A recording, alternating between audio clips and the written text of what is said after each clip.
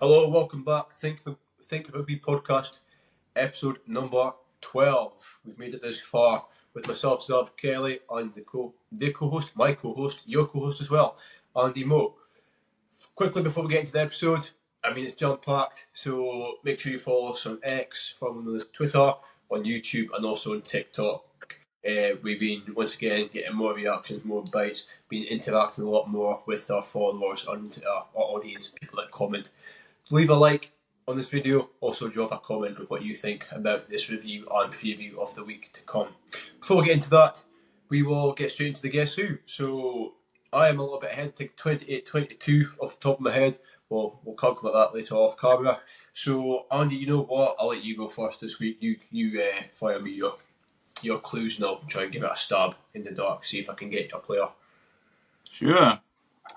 Clue number 1, I was born on the 1st of September 1990 in Australia. 1st of December, you say?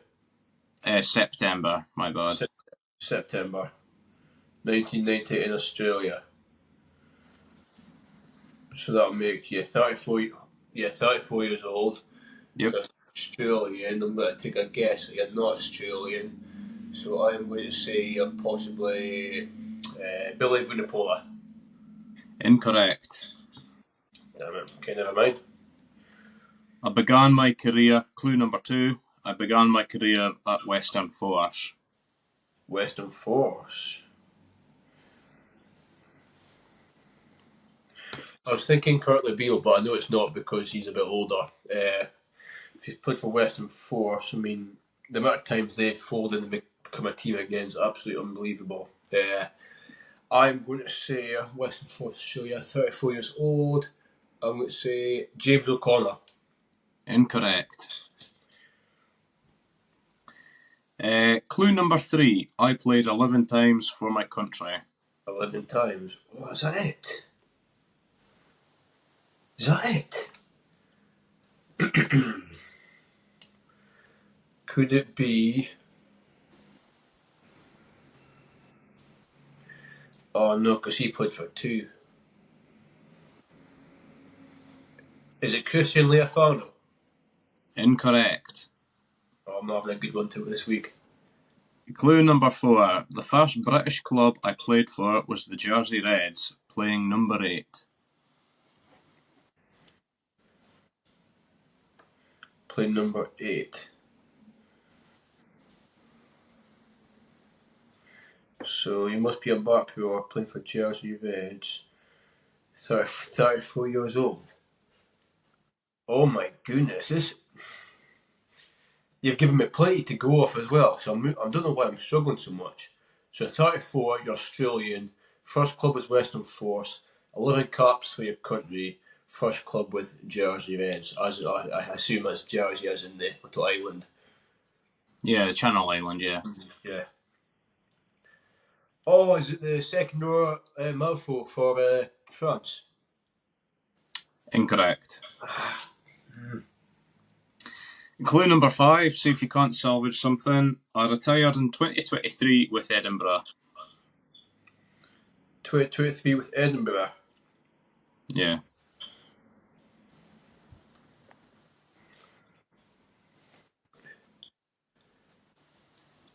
Oh my god.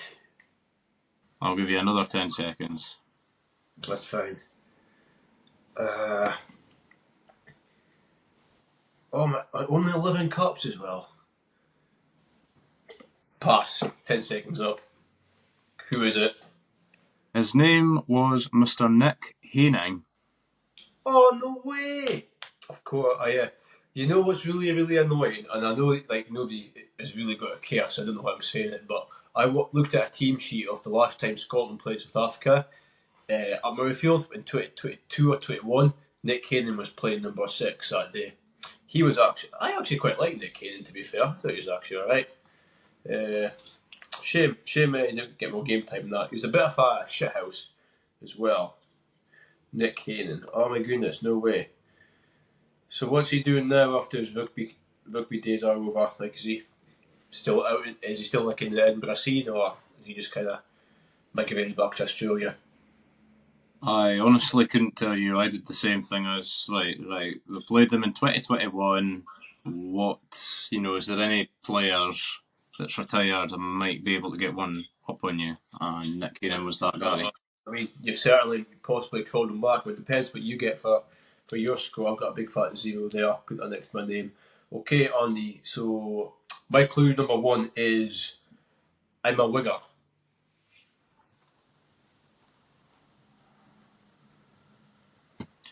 Is it Cheslin Colby?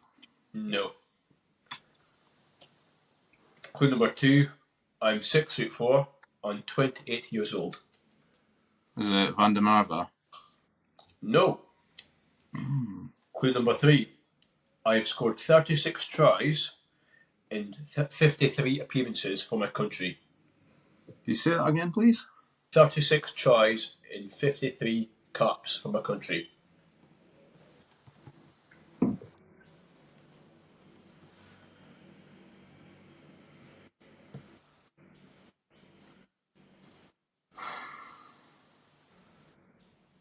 It's not Curtly Aronza, no?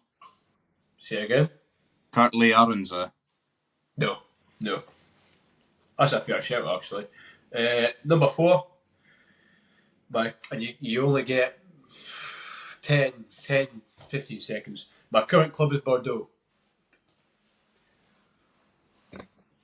Oh.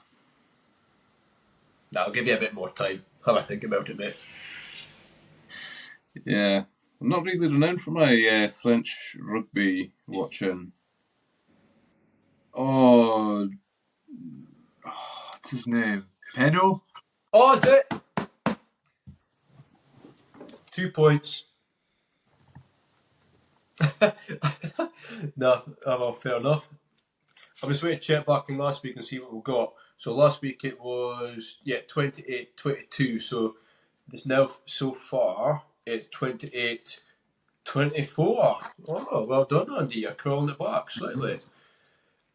I thought I knew you knew Penno, but I know I was going to get you on the first few goes. I knew you would maybe go for some other names before Penno, because he would be your first obvious choice. But there you go. My fifth clue was I'm a regular starter in France's first 15.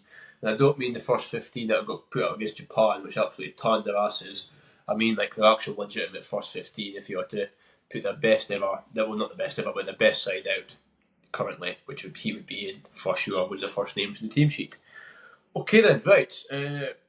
Let us know what you got in the comments down below. If you managed to get Nick Hayden, I think that was it's a very guessable one, but it's a very tricky one. Got Valkyrie names there. Penno, if you got it, well done. Well done to Andy. You managed to cross some dignity back, and now it's 28-24. Okay, so what we've got discussed today in the episode is essentially just the rugby that's happened this weekend just passed. I mean, I had 6, 7, 8 games maybe. I mean, I watched as much as I could. I watched the All Blacks game, which was the Friday night. Then we had the England game, the Italy game, the France game, Wales game, and Scotland game. Which, I mean, if you're not from the Northern Hemisphere, that's how you'd say it. If you're from the Southern Hemisphere, you would say All Blacks, Wallabies game, blah blah blah. We'll start from the start. We'll start from Friday evening, which was Ireland vs All Blacks. Now, I'm right in saying you did watch this, or am I wrong in saying that, Andy? No, I did watch. I only watched the home nation games this weekend. I have what is known as a life serve. So I all 6 games.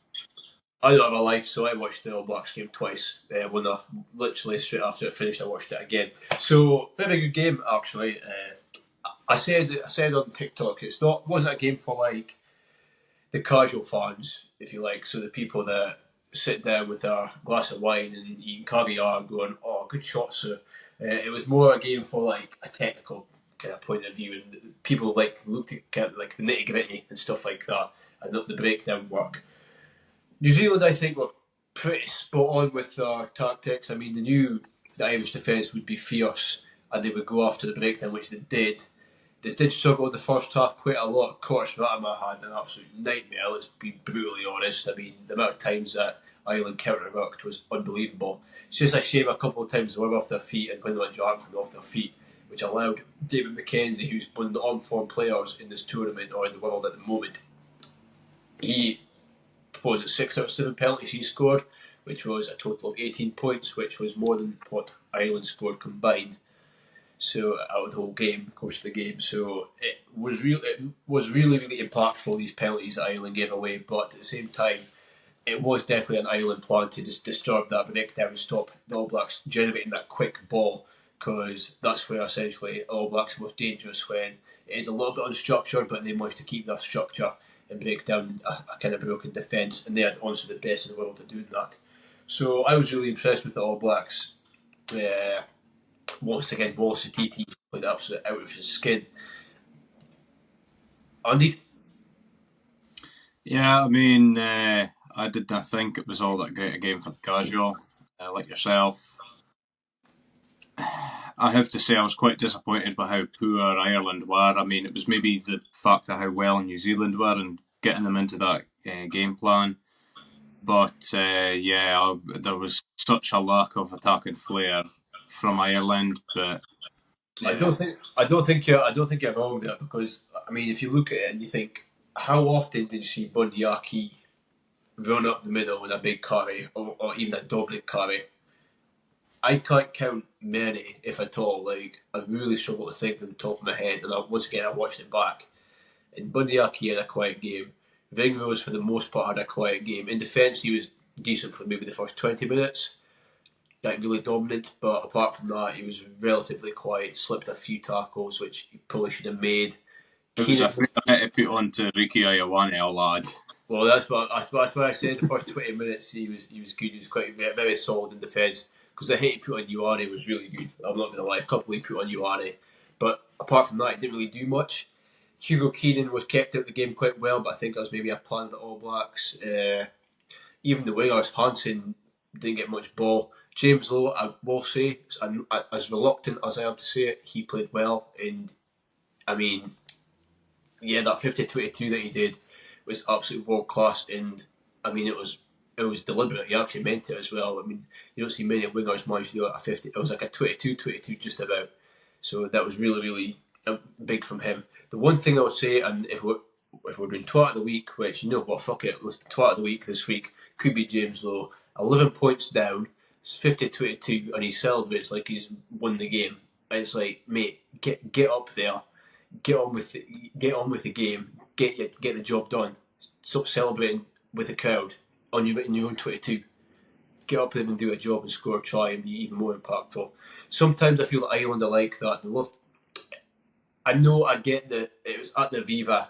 It's a statement against All Blacks who put them at the World Cup, but surely getting up there and making sure you win the game and close it out is more important than celebrating with the crowd before the game's done. Yeah, I don't disagree with you. I mean, I don't know what it was. Maybe the TV coverage didn't pick it up all the best, but even when the anthems were being belted out, I didn't think it was all that great an atmosphere at the Aviva. Obviously, it got worse as the game went on, just with the style of play, but I was quite disappointed with what I thought the atmosphere was, which was not non-existent, but not what usually is, I suppose. But yeah, maybe that's behind, like, you see Andrew Porter. When he made that tackle and Will Jordan knocked it on, he was like fist pumping the crowd and that, and arms up in the air. Maybe that was a kind of factor, trying to get the crowd up for it as well, because when you've got a crowd on your side really going for it, it really does help. So maybe it's just a factor there, but no, I was really impressed with it. I think Curley was kept quiet, which, I mean, Curley's dangerous. He's not quite Sexton yet. Don't know if he'll ever be. Sexton is probably one of the biggest legends in Irish rugby. But Curley was kept relatively quiet, and when he went off, I mean, Frawley, oh my goodness, what a shame for the lad. I mean, you texted me through the game, and I was like, honestly, I couldn't feel anything but sympathy for him. What a vulnerable position to be in, dropping 3 balls back to back to back. Oh man, it must just play in your mind, and he really didn't do much at all the whole game. Yeah, well, I counted up how many mistakes in these all interactions when he came onto the field to begin with. It was like 6 mistakes, and I was like, a few months ago, I had a really bad game for Shetland, and I was quite, just upset about it.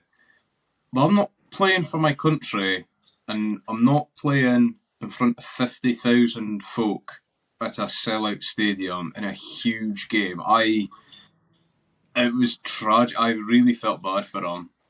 Yeah, it is a shame. I mean, I did want Ireland to lose. Like, I really wanted them to lose, which is, it's not saying I hate Ireland, but I just love You're Norway. hinting at.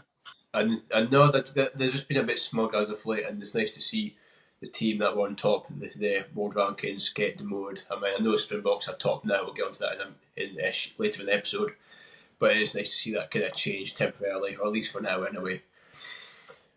Next game we had that weekend, that was the only Friday night game. I mean, it was a great start to the weekend. I mean, it got me in the right mood. Then it was the England game. Well, do I say full time, half time? No, I'll just go full time. 37-42. Now, if you said to me that the Wallabies were going to be dominating the second half or great portions of that game, I would have been laughing in your face. I mean, I knew Joe Smith was cooking a wee bit, and I think I've probably got to give you a lot of an apology, Andy, because you have said that how good a coach he is, and he is working behind the scenes. And I just couldn't see it. I just couldn't. I knew he was improving them, but I just didn't think he would get to that level. I thought the whole of the Australian rugby was just completely, just absolute, just disease, and there was no way. There was like the point of no return, basically. But proven wrong. They put on a great performance against England, attacking late. I mean, defensively, just concede 37 points and still win. I mean, you've got to be asking questions about your defence. But when you score 42 and clutch it right at the end, you can't really complain too much. I mean, what composure for Mkhitaryan to get the offload away to Jorgensen. I mean, wow. And then Jorgensen just, you think he had Kevin Dickey to beat, and he just fucking jogged past him. I was really delighted. I was in a clubhouse full of English guys, which was a great delight. I'm surprised I got that there alive. And yeah, so very good.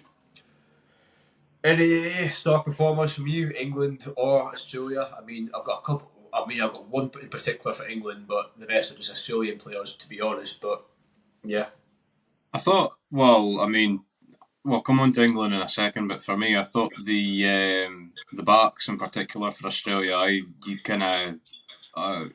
obviously don't have all that great following of Australian rugby compared to yourself, but I thought their 13 and their fullback had pretty good games.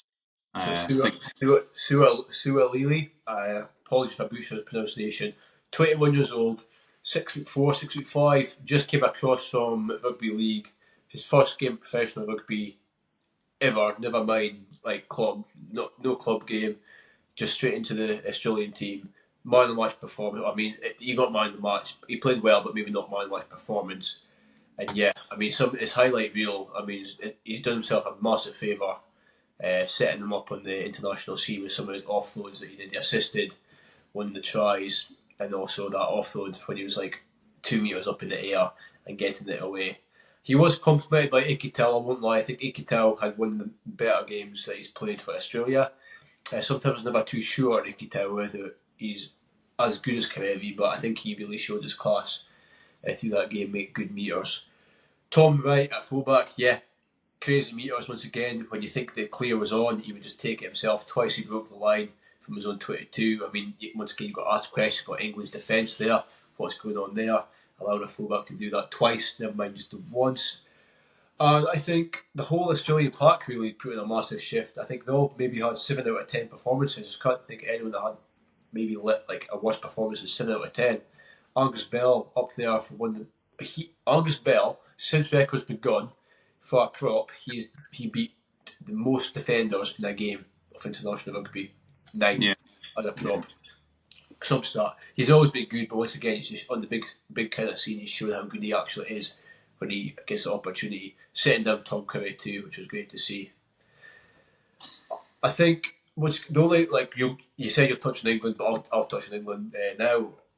Marcus Smith. definitely that was I can't believe Borthwick even took him off 10, like out of 10, like kept him on the pitch fine. Why he was, I don't know. I mean, I don't like. When they were coming on, what was it? Ross, nay, Ross. George Ford and the other guy, I can't remember who it was that was coming on at the same time. Randall. Yes, that was it, scrum half. It's the crowd look up at the big screen and then see them two coming on and they know exactly what's going to be happening.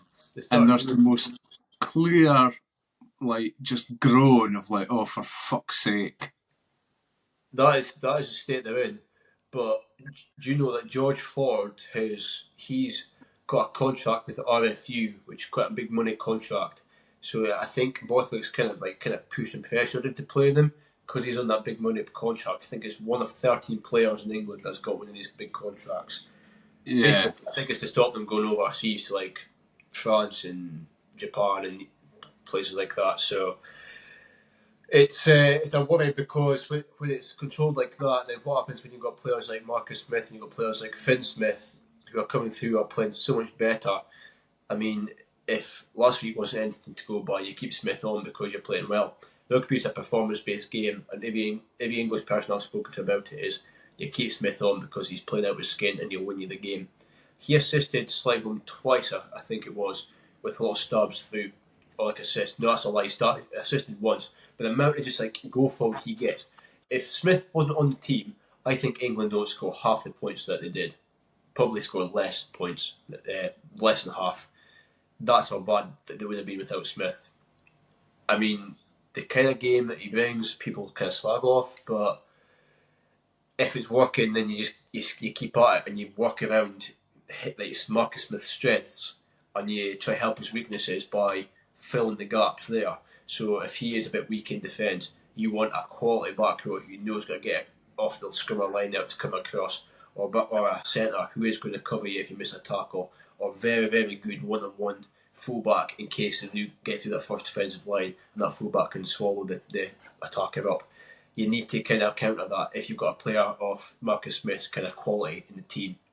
Ireland did it quite well with Ronan O'Gara. I mean, they did just throw him out in the wing over set piece, like, so he was only tackling winners, like, but they were quite tactical about it because they knew O'Gara was so good in attack, but because his downfall was defence, they found a way about it, and that's what England's been doing with Marcus Smith, but in a more kind of complex, kind of significant way because it is more just slight things about his game, but not everything. It's more just a structure.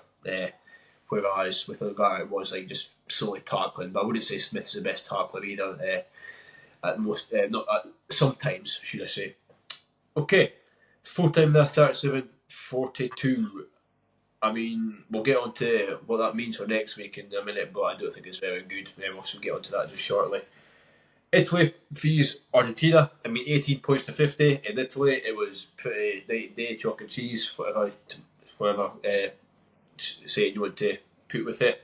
It was dominant from Argentina. Capuzzo got concussed early on, and they just never really found their feet. Montirani was shit. Tommaso Allen was shit. The big players never really stepped up the way you think they would when you need them to against Argentina. Fair play to Argentina. I didn't watch the game. I was at the rugby club, so it was not like I was proper analysing it because I was chatting here and there. But yeah, I mean the score. The score does say it all. France vs Japan. Did you watch that?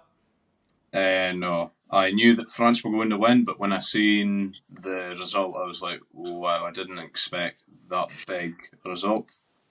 They had a couple tries disallowed as well. That BLB area had a couple tries disallowed. Once again, it was men v boys. I mean, Eddie Jones. How long do you think Jones has left? I don't know. I'm just fucking glad he's not with Scotland. He's just about like going back to the England, like the amount of damage he caused English rugby, like they're absolute poisonous inside there. They're still trying to recover from it. Just the toxic environments the players speak about. I mean, you can't see progression with England now with Borthwick. They say it's a bit more relaxed, but in a good way. Like they can maybe try things and they're not like scared to say anything. They can maybe speak their mind a bit more. But the poison they've caused England, and he made them go backwards, made them go temporarily forwards, but then backwards heavily. Is he going to do the same with Japan? And that's my worry because Japan came so far, since the 2015 World Cup, which Jones got them to and beat South Africa, and then moved on to England after that. But then Japan kept getting better and better and better, and now he's back in Japan. Is he going to just fuck it up again like he's fucked up England? And in a way, fucked up Australia. Well, I was going to say, I mean, look at what he did at Australia. Yeah, in such a short space of time as well. You'd really, unless a union was on its knees and needing desperately to be salvaged from going to the abyss, you wouldn't hire Eddie Jones. His time is up now. As an elite level head coach, he's done. He'll never get to any other tier 1 nations at all. Well, funny how you mention teams that are in desperate needs and falling into the abyss. Wales. So Wales lost to Fiji. Warren Gatland's another one you can fall into that category. I mean, he's got to go. Honestly, if there's anybody out there from Wales, give us a thing in the comments, just writing why he should still be there. I couldn't believe it. I honestly could not believe at home against Fiji, fair enough that their star players back. You do not lose that game. You've got Australia, who beat England the day before, and then the Springboks after that. You're not going to beat them. You cannot go a full year without winning a game. Andy, Warren Gatland does not want that job. He's sitting on $600k a year, which is phenomenal for a nation that's maybe broke in a rugby sense. He's sort of already come out and said that if he knew how bad it had gotten at Welsh Rugby, he would have never taken the job on, which says it all. So are these players actually playing for Gatland? I don't think they are. I think they're just playing for the pride of Wales. Well, I agree with you, and as I said to you via WhatsApp, with what Squidge Rugby have done is they made a video of whether or not they should keep Gatland for the next World Cup or get rid of him and get somebody else in. They highlighted what Dan Biggar talked about in his book, which was during the strikes and everything would have been 2023, just before the Six Nations. Yeah. Gatland, he's Wales might not be the best team, like their style of play, but you've got the effort. There's not that same effort anymore, and he of course came out and backed the union over his players, and that for me has been a big turning point. And that and he's the same as Eddie Jones. I mean, his methods are rather outdated. For sure. But you got to give credit where credit is due. Fiji did play very, very well. For being so, I mean, I think the ref was against him at certain points. I mean, Radrandra's red card you can agree with. You can't get behind, but only if Tommy Rafael was sent off as well. I think it's ludicrous that he managed to just get a yellow card, so I'm taking off the hat, ranting coming. Ludicrous that he only got a yellow card when it was a different scenario, but he had more time to adapt his body height. Vandrandra was almost standing, and it was direct contact shoulder to head. Vandrandra, lots of speed, he had less time to adapt his body height, and yes, okay, it was shoulder to head, but he was lower. Literally, I can't see, I don't know what the difference is. It is, excuse my language, it's effing ridiculous. I really thought the game was gone by that point, not in the sense that the game, is a shit, I can't believe they did this. I honestly thought Wales would run away with it, which is even more of a shitter on Wales because they should have run away with it 20 minutes with a man up. And actually 13 men for Fiji at a certain point as well. So they really, really should run away with it. But they never. I mean, credits where credit's due. Joshua Tuisova with a man of the match performance. I know he did get man of the match, I'm pretty sure. Got his try. I mean, he probably just should have passed the ball for his try, but he decided to bounce the boy off, but it'll carry him over the line. When he assisted or pre-assisted the try, was it Thomas Williams? He handed off Thomas Williams. It was literally just little boink. Barely touched him and he went flying. Passed it over. Questionable forward pass.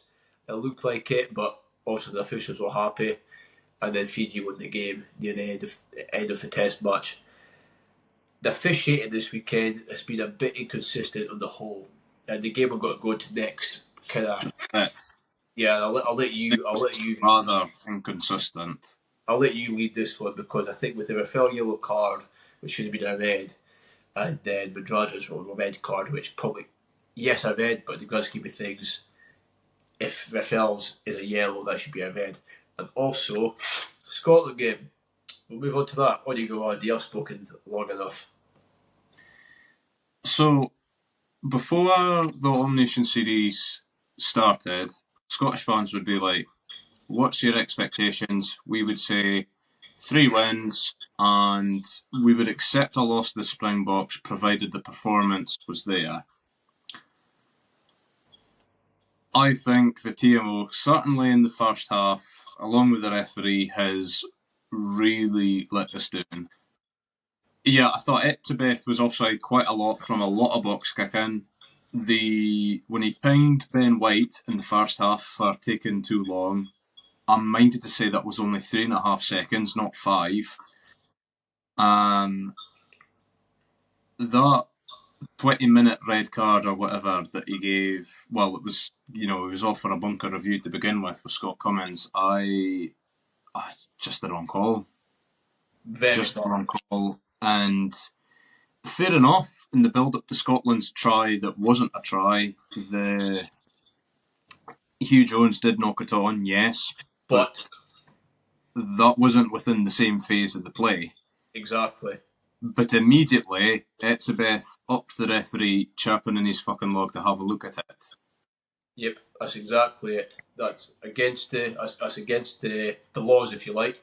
Because in the England game, it told you his try. Harry Randall knocked the ball on, and then 2 phases later, it told you scored. They couldn't go back to it. A bit like in the World Cup final, they said was it Sam Cane or Surveyor apparently knocked the ball on. Then All Blacks scored the try. Wayne Barnes went back, disallowed it. That try should have stood because of the laws of the game. Now, whether it was knock on, yes, Hugh Jones did knock on. Very clearly. Very clearly, yes. But why not, out of all the rule changes they're making, why not change that rule so they can go back for a blatant knock on? That is so obvious. Like, I mean, it would just stop so much controversial tries happening or not happening. I mean, it is the role of the TMO, but the problem I'm finding with it is, like we said, that forward pass for Fiji against Wales. It's the inconsistencies. Yeah. It's the same as how long does an advantage go on for? Is it 1 phase? Is it 2 phase? I mean, to me, things have got to be a bit more black and white. And if you're a Springboks, the advantage goes on for about 50 metres of the park. And you can go back. The problem I don't usually have a bee in my bonnet about the officials, because I'm very much, without referees we can't have the game. Yeah, but this is professional. Like, I mean, I understand. It's elite level. That's the thing. But that was such an important moment of the game. Yeah, for sure. And to me, that try would have changed the game, and Scotland had a lot of grunt and a lot of aggression, actually matching South Africa for a change. I think if that try stood, it would have changed the course of the game, and we never know, Scotland could have went on to win it. Do you think... Not to say they didn't have their opportunities in the second half, because they did. Yeah. But it would have been different. Well, they kind of blew it a couple of times. Do you think that the Springboks, what do you call that bench, the bomb squad, that when they took on all 6 forwards, or 7 forwards it was, do you think that actually made much of an impact? Not in the game against Scotland, no. I am on the same wavelength as you, apart from the last scrum of the game, the last few scrums of the game, where they just upped it a notch. I think the Scottish guys just started to tire ever slightly more, and then they just had a bit more freshness and just managed to blitz us off. So it was kind of timed to perfection. But for the first 20-25 minutes of that second half, I think Scotland was just it did they didn't feel the impact of it. They really bought an island. They just kept going and going and going. It was the finished product. The finished article. Hugh Jones blew 2 passes to Duhan. Okay, they weren't going to score off it, but they kept the ball and made ground, and who knows what could have happened. It was scrappy. I mean, a few turnovers here and there. It happens when you get tired during the course of the game. Although I think our bench was alright. I mean, Williamson had an early introduction, I'm pretty sure, to the game. He's now out, I think. He's now out of the squad. Yeah, could be wrong actually. I have to double check that. Gregor Brown came on relatively early as well, and so did some of the front row actually. To be fair, like Batty came on today. Was it who? Batty. I think no, Sutherland. Sutherland came on. Sutherland would have been. He came on pretty early as well, which I was surprised about. I thought Schumann would last a bit longer, but Sutherland did play a fair amount of that second half. So no, it's not all doom and gloom for Scotland. I think they were right to take the points when it was an offer. You always got to do it when it's right for the posts. I think that's all right taking the points, but at the beginning of the second half, Scotland got it to 15, was it? Or no, it would have been 9 at half time. At what point do you try and challenge this Springboks team, who in the last 2 tests, including one at home, you haven't gotten a try against? Well, the one thing I would say about the penalty right for the post is we were a man up, but Pimpy was sent to the bin. It probably was the best time to go for a scrum. Be perfectly honest. So that was the only decision from Scotland where they went for the post I do kind of disagree with. It did make the score 15-19 at the time, scored those 3. But imagine if they scored 5 or even 7. I mean, a whole new different ball game. It would have been, could have been level. All points could have been a draw, 19 each. And then or even like a line out. I mean, Scotland's line out for a change under Townsend was pretty good yesterday. Yeah. I just feel if you've got the man advantage with somebody yellow carded in the opposition team and you've got a 5-metre scrum attacking, then I just feel like it's so easy to score, or even like because you're 5 metres out, it's a strike play, and you've already got that man overlap there already, and because it was the centre of the park, the box have to split in defence anyway, so it's very, very, very hard.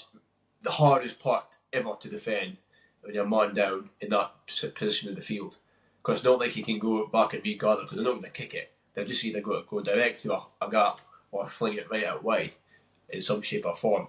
So yeah, but I think they'll probably fear it in the scrum went wrong, which, I mean, in games of rugby you've got to step up there and put your body in the line and really fucking go for it, but they never, and it's another loss for Scotland against the Boks, and Townsend still never beaten the Springboks. Right, full time was 15 points to 32, by the way. Last thing we're going to do before we wrap up this episode is we're going to quickly preview the games coming up. So we'll quickly give our predictions. I know that's caught Andy off guard, but we'll quick fire predictions for this weekend coming. So the Friday night we've got Ireland vs Argentina, obviously in Ireland. Go on, Andy, what do you think? Score wise? Ireland by 10. Ireland by 10. I think probably Ireland by. I'm going to say 12. I don't think it'll be convincing, but I think it'll be a better showing. I mean, Argentina is still class, but I think Ireland will win. Don't think they'll lose 2 in the bounce in the Viva. Saturday, Scotland vs Portugal. I'm going to that game. That's exactly why I'm not going. Scotland by 20. I am going to go Scotland by 18. Yeah, I think they'll be put a second string team. Hopefully Tom Jordan gets everyone at 10. Johnny Matthews at hooker. Yeah, that's the way to say that. Johnny Matthews in the squad now. I think they might put Johnny Matthews on the bench at hooker, start Richardson, put Richardson into the back row in the second half, and then have Johnny Matthews in. That's my thinking. So yeah, I think it'll be Scotland by 18. Now, England vs the Boks. At not Twickenham, at the Allianz Stadium. I don't know. Boks by 3, maybe? 3? Boks by 3? I mean, that's England against the Springbok. I don't ever know. it's such a different game to how we would play the Springboks. Yeah, true. Again, like their ball carrier, Bennerall, you take him out, and then Cunningham South. Do they really have all that much grunt in the forwards? I mean, I told you it's in great form. I'd say from 4 to 8, they've got big bruisers, big ball carriers. But I mean, Genge has been very poor the past couple of weeks. Jamie George, he does a job, but he's all right. Then Will Stewart's been all right as well. You don't have that big front row like the Boks do, essentially, in England. I mean, on the bench you'll have Dan Coles and Finlay Baxter. Finlay Baxter might get a start. I think he deserves it, actually. I think he's very good. Yeah, probably the best loose head in England just now. I think he'd be playing a lot better than Genge, so why not? Just give him a call up. I think it's going to be Springboks because the boys that are on the bench for Springboks, I suspect, will start this week. So I think it's going to be Springboks by. I'm going to go Springboks by 9.